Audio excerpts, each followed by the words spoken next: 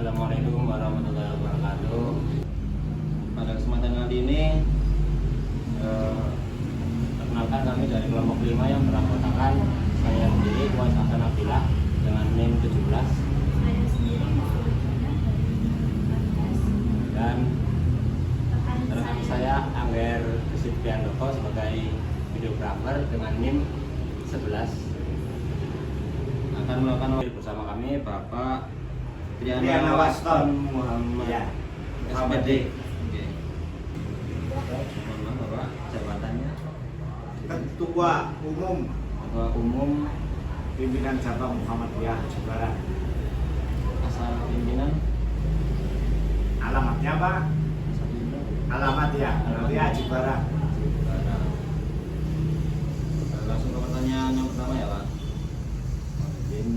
Sejak kapan pimpinan Muhammadiyah atau Aisyah ini berdiri?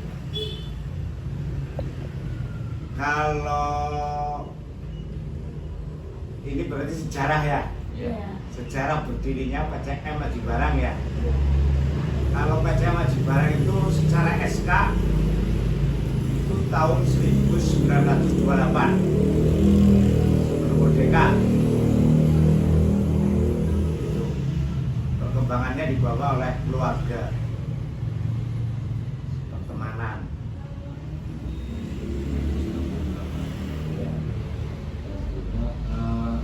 Bagaimana proses awal berdirinya? Apakah ada kisah-kisah perjuangan menarik yang bisa diceritakan Pak? Ya, awal pertamanya kan hubungan keluarga, terus dari Jogja datang ke Purwokerto, malah dari Purwokerto ke Haji Barang. Nah, awal yang digerakkan adalah kalau amal usaha yang pertama di sini tuh malah Madrasah Ibtidaiyah Diniyah Madin. Itu AUM yang pertama didirikan. Jadi kunci berdirinya Muhammadiyah itu ya pertama karena hubungan silaturahmi antar anggota Muhammadiyah itu sendiri.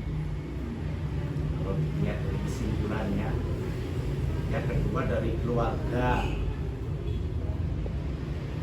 yang ketiga baru memiliki AUM. Nah, yang keempat baru pengembangan organisasi.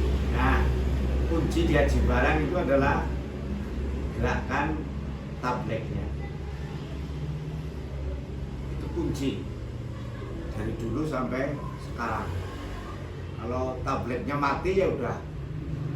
Ya, kunci di Haji Barang itu adalah gerakan tablignya, pengajian di musola dan masjid serta ranting-ranting. Itu kunci kesuksesan PCM Haji Barang. Tablik ya Pak atau menyampaikan? Dan Mas, majelis tabligh di Haji Barang itu sudah memiliki korp mubalik Muhammadiyah. Dan sampai sekarang itu sudah 54 titik setiap minggu. Jadi setiap malam itu ada pengajian di masing-masing ranting dan blok yang memiliki musola atau masjid yang dibina oleh Muhammadiyah.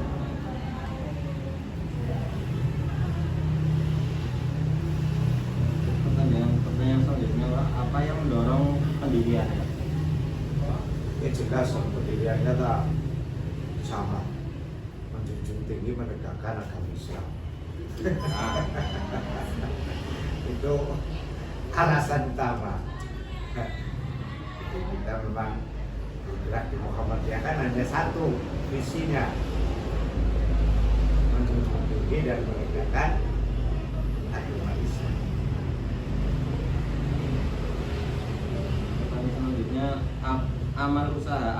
saja yang sudah berdiri di sini, Pak? Amal usahanya itu kalau di majelis pendidikan, ya majelis pendidikan itu satu PAUD yang dipegang oleh pimpinan cabang Asia, terus TK ABA ya, itu juga dipegang oleh pimpinan cabang Asia.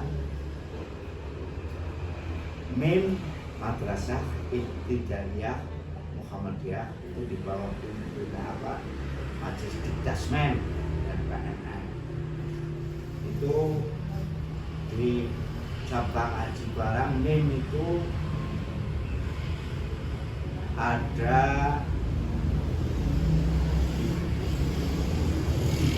berapa ya?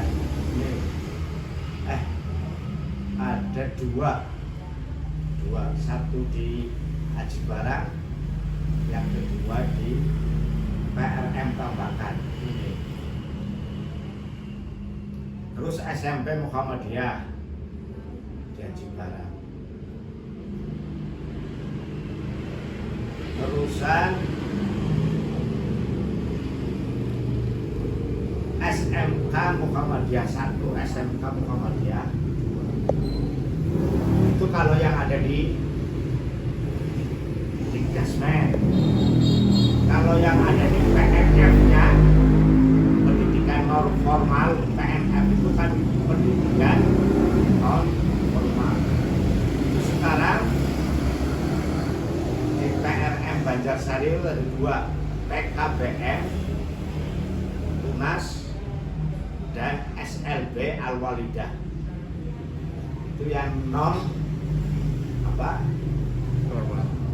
formal pendidikan, PNF pendidikan non formal. Kalau tadi kan formal. Terus untuk lembaga pembina pendidikan pondok pesantren itu baru satu, yaitu juga di PRM Banjarsari, Pondok Pesantren Al-Muntazah. Itu yang di bidang pendidikan. Kalau di bidang MPKS, ya, kesejahteraan sosial, itu memiliki satu panti asuhan putra, yang kedua satu panti asuhan putri. Itu kalau yang di bidang ekonomi, KCM telah mempunyai BTM, yaitu Tanwil Muhammadiyah cabang Aji Barang. Yang kedua, bekerja sama dengan AHAS Honda, dimotori oleh SMK 2. Warung Panti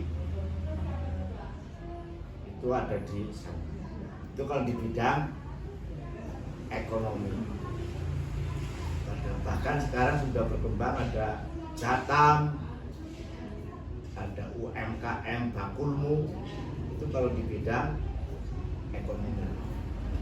Tapi masih belum bisa memperkuat kekuatan KCM. Yang sudah bisa memperkuat kekuatan KCM itu baru dua, yaitu di bidang pendidikan dan di bidang MPKS, Majelis Pembina Kesejahteraan Sosial. Itu saja yang awam. Pertanyaan selanjutnya, komitmen seperti apakah yang dipegang teguh oleh Bapak pimpinan sehingga bisa bertahan hingga sekarang? Ya, karena ini masalah menjunjung tinggi dan menegakkan agama, ya komitmennya hanya Perasaan, komitmen. Yang kedua, memang amal ma'ruf nahi munkar. Jadi Muhammadiyah kan gerakan Islam amar ma'ruf nahi munkar, kan begitu. Itu prinsipnya itu. Karena kita sudah tahu bahwa ini jalurnya jalur agama, ya jelas itu harus didasarkan dengan keikhlasan lillahi ta'ala.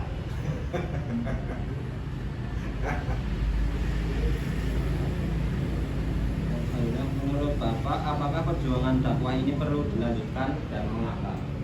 Wajib. Karena kita tahu di akhir zaman, kita kan hidup di akhir zaman. Di akhir zaman itu Dajjal itu pasti akan datang. Ya, apalagi ciri khasnya Dajjal itu kan menyebarnya kebohongan, palsuan, sehingga umat Islam saja sudah kena penyakit itu. Nah, ini ciri khas mendekati zaman akhir itu kan Dajjal. Ya kan, dalam cerita kan begitu. Dan ciri khas utamanya itu adalah tersebarnya kebohongan. Jika kita ini terkadang terkena ini penyakit bohong, tidak tulus, tidak ikhlas terhadap perjuangan yang menegakkan dakwah. Jadi penuh dengan kepalsuan. Nah, ini yang harus kita runtuhkan di Muhammadiyah. Jadi jangan sampai dalam gerakan-gerakan dakwah Muhammadiyah atau marwah ya, menunjuk diri marwah Muhammadiyah itu ada kepalsuan, apalagi terkena penyakit munafik gitu ya, itu nggak bisa. Itu yang menjadikan semangat terus, karena ya harapan cuma satu sih, surga, bukan uang, bukan harta, bukan kedudukan, bukan apa-apa. Kalau sudah masuk di gerakan Muhammadiyah, ini motivasi utama teman-teman saya yang lain hanya satu. Mudah-mudahan ya perjalanan apa yang kita kerjakan jadi amal soleh dan ikhlas, ya, dan Allah memberikan nanti pahalanya nanti, bukan sekarang. Nanti. Nah, itu sudah motivasi.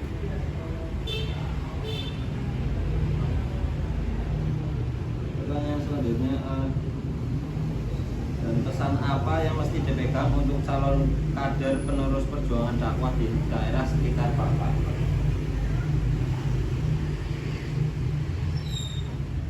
Dekatkan mereka dengan Al-Quran. Itu saja. Kalau sudah kader-kader sudah tidak dekat dengan Al-Quran, sudah jauh dari masjid, itu artinya ilmu agama kan hilang, terganti dengan ilmu. Dan kalau orang sudah dalam hidupnya kok tidak pakai tuntunan agama, berarti yang diperoleh hanya dunia. Itu prinsip tuh. Siapapun orang kalau sudah hidupnya dituntun hanya dengan ilmu itu kan akal dan hati, akal dan nafsu, itu ilmu. Oke. Terima kasih. Ya.